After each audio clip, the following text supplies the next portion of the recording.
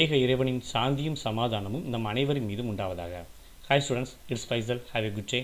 இப்போ சிபிஎஸ்இ +2 மேத்தமெட்டிக்ஸில் chapter 1 relations and ஃபங்க்ஷன்ஸில் எக்ஸசைஸ் 1.1ல் 7th ப்ராப்ளம் பார்க்க போகிறோம். வீடியோ ஸ்கிப் பண்ணாமல் கடைசி வரைக்கும் பாருங்கள், உங்கள் ஃப்ரெண்ட்ஸ் கூட ஷேர் பண்ணிக்கோங்க. ஓகே, ஸோ கொஷின் என்ன அப்படின்னு சொன்னால், show that the relation R in the set A of all the books in a library of a college given by R equal to set of x comma y where x and y have the same number of pages is an equivalence relation அப்படின்னு சொல்லியிருக்காங்க. Okay, so அப்போ ஏங்கிற set என்ன அப்படின்னா set of all books in and college library. ஒரு college library கூட set of all புக்ஸை ஏன்னு எடுத்துட்டாங்க.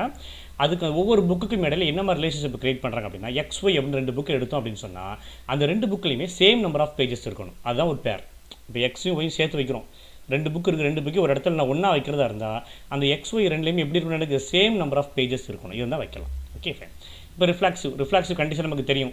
ஏ அப்படின்னு ஒரு எலமெண்ட் ஆரில் ஏல இருந்தால் எக்ஸ்னு ஒரு எலமெண்ட் இப்போ ஏல இருந்துச்சு அப்படின்னு சொன்னால் எக்ஸ் கமா எக்ஸும் ஏல இருக்கணும். சரிங்களா? ஸோ ரெண்டு புக்கு ஒரே புக்கு 2 இது இருக்குன்னு வச்சுக்கோங்க, 2 எடிஷன் இருக்குன்னு வச்சுக்கோங்க. ஒரே புக்கு 2 நம்பர்ஸ் இருக்குது. 2 நம்பர்ஸ் ஒரு புக் தான் இருக்குது அப்படின்னு எடுத்துக்கோங்க நீங்கள். சரிங்களா? அப்போ 2 புக்கில் எப்படி இருக்கும், சேம் நம்பர் ஆஃப் பேஜஸ் தான் இருக்கும். சரிங்களா? 12th சிபிஎஸ்இ புக்கு நான் 2 புக் வச்சுருக்கேன்னு வச்சுக்கோங்க.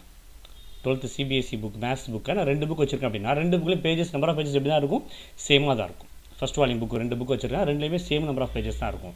அப்போ ஏ கமா ஏவும் ஆரில் தான் இருக்கும். சரிங்களா? ஏ இங்கே வந்து எக்ஸ்ன்னு சொல்லாமல் ஏன்னு சொன்னால் கொஞ்சம் பெட்டராக இருக்கும். ஓகே, இதை மாற்றிடுவோம் நம்ம. ஓகே,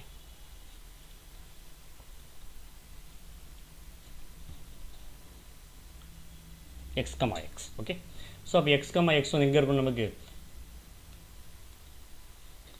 எக்ஸ்னு ஒரு எலமெண்ட் ஏல இருந்தால் ஒரு புக்கு எக்ஸ்னு ஒரு புக்கு ஏல இருந்துச்சு சொன்னால் எக்ஸ் கமா எக்ஸ் அதே புக்கு 2 தடவை இருந்துச்சுன்னா அதுவும் எங்கே தான் இருக்கும், எனக்கு ஏல தான் இருக்கும். ரெண்டுமே ரிலேட்டட் தான், ரெண்டுமே சேம் நம்பர் ஆஃப் பேஜஸ் தான் இருக்கும். ரெண்டையும் சேர்த்து வைக்கலாம். ஒரே புக்கு 2 நம்பர்ஸில் இருந்துச்சுன்னு சொன்னால் ரெண்டையும் என்ன செய்யலாம், நம்ம ஒரே ரேக்கில் சேர்த்து வச்சுக்கலாம். அப்போ தேர்ஃபோர் ஆர் இஸ் ரிஃப்ளெக்ஷன் சொல்லிடலாம்.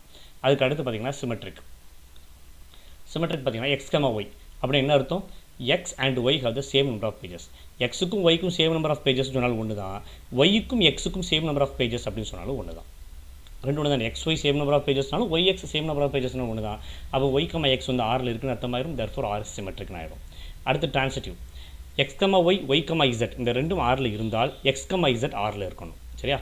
இப்போ எக்ஸ் கமா ஒய்னு என்ன அர்த்தம், X and Y have the same number of pages. Y comma இசட்னா Y and Z have the same number of pages. எனக்கு பார்த்தீங்களா, X and Y and z have the இது எல்லாத்தையும் சேர்த்து கம்பைன் பண்ணுறப்ப என்ன ஆயிரும், X Y and z have the same number of pages ஆயிரும். இந்த மூணுலேயுமே சேம் நம்பர் ஆஃப் பேஜஸ் இருந்துச்சுன்னு சொன்னால் எக்ஸும் இசட்டும் have the same number of pages. therefore r is transitive. So ஓகேங்களா? அப்போ ஆருக்கு ரிஃப்ளெக்சிவ் இருக்குது, சிமெட்ரிக் இருக்குது, டிரான்சிட்டிவ் இருக்குது. That's why r is equivalence relation சொல்லி இந்த ப்ராப்ளத்தை கம்ப்ளீட் பண்ணிடலாம். தேங்க்யூ, தேங்க்ஸ் ஃபார் வாட்சிங்.